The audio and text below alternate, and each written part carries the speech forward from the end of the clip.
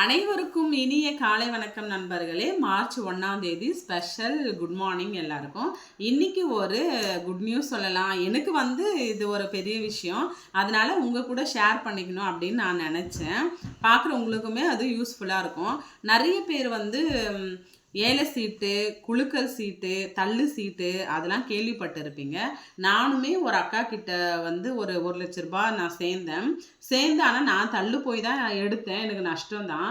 இப்போ நீங்கள் சேவ் பண்ணணும், நம்ம கண்ணுக்கு தெரியாமல் போயிடணும் அப்படின்னு சொல்கிறவங்களுக்கு இந்த ஏல சீட்டு ரொம்ப ரொம்ப ரொம்ப நல்லது. ஏன்னா 2வது மாதம் மட்டும்தான் நீங்கள் 5,000 ரூபாய் கட்டணும். அந்த அக்கா என்ன பண்ணாங்க, என்கிட்ட சொன்னாங்க, இப்போ உங்கள் வீட்டுக்காரர் கவர்மெண்ட் ஸ்கூலில் டீச்சராக இருக்கிறதுனால நீ கண்டிப்பாக நிறைய பேரை சேர்க்கலாம். கரெக்டாக கட்டுறவங்களா பார்த்து நம்ம சேர்க்கணும். அதுதான் விஷயம். அதனால் நீ பண்ணு, நல்லாயிருக்கும் அப்படின்னு சொன்னாங்க. இதில் நம்மளுக்கு என்ன பெனிஃபிட்னு பார்த்தீங்கன்னா, 2வது மாதம் அமௌண்ட்டு நம்ம எடுத்துக்கலாம். மீதி மாதம்லாம் 20 பேர் 20 மாதம், 10 பேர் 10 மாதமாக பண்ணலாம். ஆனால் 10,000 ரூபாய்க்குள்ளே கட்டுறது ரொம்ப கஷ்டமாக இருக்கும்ல. அதனால் ஒரு மிடில் கிளாஸ் ஃபேமிலி தாராளமாக 5,000 கட்டலாம். 20 பேர் 20 மாதம். போன வருஷம் ஆரம்பித்தோம். இது 19வது மாதம் போயின்னு இருக்கு. இதில் நான் எங்கள் வீட்டுக்காரர்கிட்ட சொன்னேன். அவர் வேணாம் நீ இதெல்லாம் பண்ணாத, என்னை வம்பில் மாட்டி விட்டுருவ, அதெல்லாம் என்னால் மேனேஜ் பண்ண முடியாது, ஒழுங்காக அமைதியாக இருந்தாரு.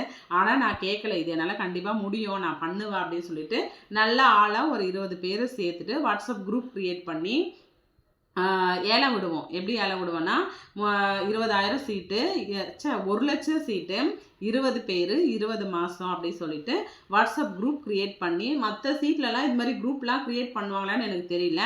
எல்லாமே டிரான்ஸ்பரண்ட்டாக இருக்கணும் அப்படின்றதுக்காக நம்ம ஸ்டார்ட் பண்ணோம். குரூப் ஆரம்பித்து 1ஆம் தேதி ஈவினிங் 7 o'clockலாம் ஏலம் நான் தான் ஸ்டார்ட் பண்ணுவேன், ஏலம் விடுவேன். இது மாதிரி எல்லோரும் லைனில் இருக்கிறீங்களா, எல்லோரும் வாட்ஸ்அப் காலில் பண்ணால் எல்லாருமே குரூப் காலில் வந்துடுவாங்க. ஏல சீட்டு சேமிப்பு அந்த குரூப்போட தலைப்பு பேர். 2வது மாதம் மட்டும்தான் 5,000 கட்டணும். மீதிலாம் தள்ளு போகுது, அதை பொறுத்து தான். ஃபஸ்ட்டு மாதம் 25,000 தள்ளு போச்சு. அப்படியே கொஞ்சம் கொஞ்சமாக குறைஞ்சிக்கினே இப்போ சுத்தமாக தள்ளு போல. ஏன்னா இது 19வது மாதம். இன்றைக்கி சாயந்தரம் ஏல விடும் போது தான் தெரியும். இதில் எனக்கு என்ன பெனிஃபிட்னு பார்த்தீங்கன்னா, மாதம் 3,000, அந்த 1,00,000 ரூபாயில் 3,000 ஒவ்வொருத்தவங்கிட்ட 150 ரூபா 150 ரூபா அப்படின்னு 3,000 நம்மளுக்கு வந்துடும். 20 பேரில் வந்துடும். அதையும் மீறி எங்கள் வீட்டுக்காரர் என்ன பண்ணார், 2 போட்டார். 2 போட்டு 2வது மாதம் நம்மளுக்கு தான் வரும். அதையும் நம்ம 2வது கட்டணும். அதுக்கப்புறம் இந்த 3,000க்கு மேலே சீட்டு ஏலம் போகிறத பொறுத்து, இப்போ 4,500 ரூபாய் நீ ஒரு மாதம் கட்டினா 3,000 வீட்டில் போயிடும். 1,500 ரூபாய் மட்டும் கட்டினா போதும். அது மாதிரி அப்படி வந்த காசு தான் இது. நான் கொஞ்சம் கொஞ்சமாக இதில் என்ன கஷ்டமான ஒரு விஷயம்னா, 20 பேருமே கரெக்டாக கட்ட மாட்டாங்க. இப்போ நீங்கள் அது மாதிரி பண்ணுறதா இருந்தால் நீங்கள் கீழே வாட்ஸ்அப்பில் பண்ணுங்கள். ஒருவேளை எனக்கு தெரியும் அப்படின்னு சொன்னாலும் ரொம்ப சந்தோஷம்.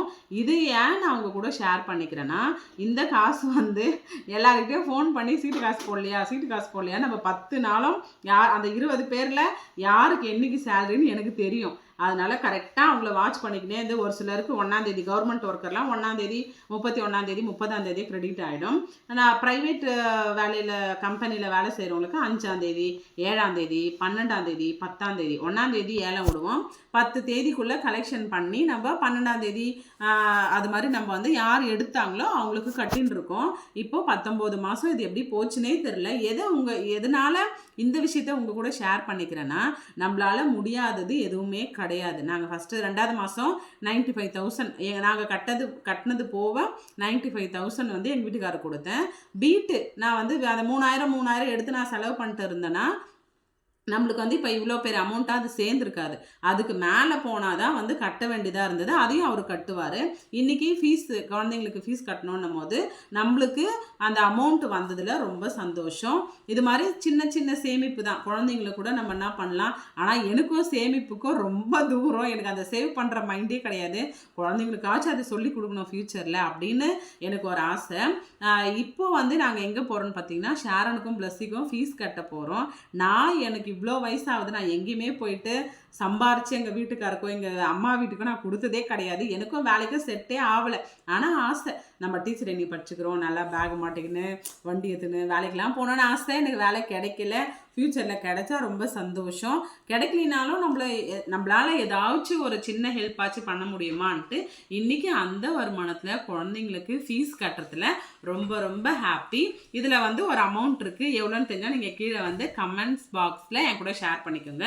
இன்றைக்கி ஃபீஸ் கட்ட போகிறோம். ஒரு குழந்தைக்கு என்னால் தாராளமாக ஃபீஸ் கட்ட முடியும் அப்படின்ற ஒரு சந்தோஷம் எனக்கு இருக்குது. குழந்தைங்களுக்கு வந்து நம்ம எதுவுமே இது வரைக்கும் பண்ணதில்லை. அவங்களே சொல்லுவாங்க, மம்மி நீங்கள் வந்து வருஷம் வருஷம் வேலைக்கு போகிறேன்னு தான் சொன்னீங்க, நீ போவே மாட்டேற அப்படின்வாங்க. இன்றைக்கி அவ்வளோ தடைகள் தாண்டி அதை அந்த சீட்டு ஸ்டார்ட் பண்ணும்போது எங்கள் வீட்டுக்கார் வேணான்னாரு. ஆனால் நான் வந்து என்னால் பண்ண முடியும் அப்படின்னு சொல்லிட்டு அதை பண்ணி இத்தனை மாதம் கொண்டு வந்து இது கடைசி மாதம் நம்ம 2 போட்டோம். 2வது மாதம் அவர் கொடுத்துட்டேன். அதுக்கப்புறம் அந்த பீட்டு எதுக்குன்னா ஏஜென்ட்டு வந்து எல்லார்கிட்டையும் காசு கலெக்ஷன் பண்ணி கொடுக்குறாங்கல்ல, அதனால தான் அந்த பீட்டு அப்படி சொல்லுவாங்க. அந்த பீட்டு தொகையே சேர்ந்து நம்மளுக்கு இவ்வளோ பெரிய அமௌண்ட்டாக வந்தது. ஒரு 95,000 கிட்ட இருக்கும். அதை தான் எடுத்துன்னு போயிட்டு நம்ம ஃபீஸ் கட்ட போகிறோம். அதனால் பெண்களால் வீட்டில் இருக்கிற ஹவுஸ் ஒய்ஃபால் முடியாத விஷயம் எதுவுமே கிடையாது. நல்ல மனசோட நல்ல ஒரு அணுகுமுறையோட கண்டிப்பாக நம்ம குழந்தைங்களுக்காக நம்ம வீட்டுக்காருக்கு எதுனா ஹெல்ப் பண்ணணும், நம்மளால் முடிஞ்சுது அப்படின்னு நினச்சா எல்லாமே முடியும். இப்போ வந்து ரொம்ப ப்ரௌடாகவே நான் ஃபீல் பண்ணுறேன். பரவாயில்லையே, ஒரு குழந்தைக்கு ஃபீஸ் கட்டுற அளவுக்கு நம்மளுக்கு வந்து இருக்குது. சிபிஎஸ்சி ஸ்கூல்லலாம் நிறைய ஃபீஸ் வந்து நார்மலாக அவங்க எல்லாருக்குமே தெரியும். அது எல்லாத்துக்குமே எங்கள் வீட்டுக்காரர் இப்போ கவர்மெண்ட் ஸ்கூலில் டீச்சராக ஒர்க் பண்ணுறாரு. தமிழ் மீடியம் தான் பசங்க படிக்கிறாங்க. நாங்கள் தமிழ் மீடியம் தான் படித்தோம். எங்கள் வீட்டுக்காரர் தமிழ் மீடியம் தான் படித்தார். ஆனால் குழந்தைங்க இங்கிலீஷில் ஒரு 4 வார்த்தை தசு புசுன்னு பேசும்போது நம்மளுக்கே ஒரு ஹாப்பியாக இருக்குது. இன்னும் ஃப்யூச்சரில் எங்கேயும் போய் கஷ்டப்படக்கூடாது, குழந்தைங்க நல்லா அவங்களுக்கு நல்ல கல்வியை கொடுக்கணுன்றதுக்காக தான் நிறைய ஜுவல்ஸு. நான் மட்டும் இல்லை, இதை பார்க்குற பேரண்ட்ஸாக நீங்கள் இருந்தீங்கன்னா உங்கள் வீட்லேயுமே இந்த ஜூன் மாதம் 3 டேர்முக்கு ஒரு வாட்டி ஃபீஸ் கட்டலாம். நம்ம ரொம்ப ஒன்று ஜுவல்ஸு, இல்லை எங்கன்னா வட்டிக்கு வாங்குகிறோம், இல்லை எங்கன்னா வந்து கடன் வாங்குகிறோம். இந்த ஃபீஸ்னாலேயே நிறைய குடும்பங்கள் வந்து எவ்வளோ கஷ்டப்படுறாங்க. ஒரு சிலவங்களாம் வந்து கந்து வட்டி 10 பைசா வட்டிலாம் வாங்கி கூட குழந்தைங்களுக்கு தாலி வச்சு அதுக்கப்புறம் சரடு வச்சு எல்லாத்தையும் வச்சு ஃபீஸ் கட்டுறது எதுக்காகனா, நாளைக்கு நம்ம குழந்தைங்க நல்லா படித்து சமுதாயத்தில் ஒரு நல்ல பொசிஷனில் இருக்கணுன்ற ஒரு எண்ணத்தில் தான். அது கண்டிப்பாக ஒரு நாள் இல்லை ஒரு நாள் நம்ம கண்ணாலேயே நம்ம பார்ப்போம். பரவாயில்ல, அப்போது கஷ்டப்பட்டதுலாம் இதெல்லாம் ஒன்றுமே இல்லை, குழந்தைங்க நல்லா இருக்காங்க. ஏன்னா நம்ம வந்து கொஞ்ச நாள் தான் அவங்க கூட இருப்போம். அதுவும் பெண் குழந்தைங்கன்றதுனால ஒரு குறிப்பிட்ட வயசு வரைக்கும் தான் இருக்க முடியும். அதுக்கப்புறம் அவங்க தான் இந்த உலகத்தில் போயிட்டு அவங்களுக்கு தேவையானது அவங்க தான் எந்த கணவருடைய குடும்பத்தையும் எதிர்பார்க்காம நான்லாம் வந்து நிறைய கஷ்டப்படுவேன். சரி, நம்மளுக்கும் வேலை இல்லைல்ல, எதுவாக இருந்தாலும் 10 ரூபா வேணுன்னா கூட அவருக்கு ஃபோன் பண்ணி செருப்பாக இருந்துக்குச்சு எனக்கு 10 ரூபா வேணும் அப்படின்னு வாங்குற இடத்துல தான் நம்ம இருக்கிறோம்ல.